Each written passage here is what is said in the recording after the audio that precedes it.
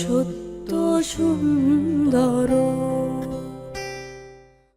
পাওয়ার parents 2026-এর আজকের বিশেষ সম্মান অনুষ্ঠানে আমরা শুরু থেকেই জানাচ্ছিলাম আসলে আমাদের এই আয়োজনে যারা গর্বিত সদস্য রয়েছেন তাদের অনুভূতি আমরা জানছিলাম। সেই ধারাবাহিকতায় আমাদের সাথে আছেন রহিমা গ্রুপের যিনি ডিরেক্টর আছেন তিনি আছেন আমাদের, তার সাথে একটু কথা বলবো। আসলে ভাই, যে বিশেষ চাহিদা সম্পন্ন শিশুদের নিয়ে আজকের বিশেষ আয়োজনটি, এটি নিউজের উদ্যোগে এখানে এসেছেন এবং এখানে এসে আসলে আপনার অনুভূতিটা কেমন লাগছে, কি বলবেন? আসসালামু আলাইকুম। প্রথমত কথা হচ্ছে যে এই ধরনের প্রোগ্রাম অবশ্যই প্রতি বছর হওয়া উচিত এবং আরও বড়সড় আকারে হওয়া উচিত, কারণ এইসব বাচ্চা যারা তারা অবহেলিত সমাজে, তাদের জন্য ভালো কিছু করার জন্য বিত্তবানদের এগিয়ে আসা সবচেয়ে প্রয়োজন।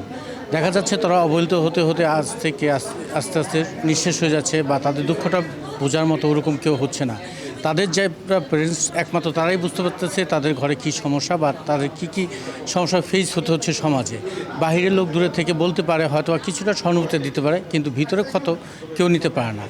যদি এই সব প্রোগ্রামের মাধ্যমে সচেতন করা যায় সমাজকে, সচেতন করা যায় দেশকে, সচেতন করা যায় পৃথিবীকে, তাহলে এই সব পরিবারের জন্য মঙ্গলজনক। এবং আমি মনে করি প্রতিটা বিত্তবান পরিবারকে এই সব প্যারেন্টসের সামনে দেখে আগানো উচিত, এবং তাদের অর্থ না দিতে পারলেও তাদের মনে সহযোগিতা করার জন্য, সাহসিকতা দেওয়ার জন্য সকলকে এগিয়ে আসা উচিত। সমাজের প্রত্যেকটা ব্যক্তিরই এটা থাকা উচিত।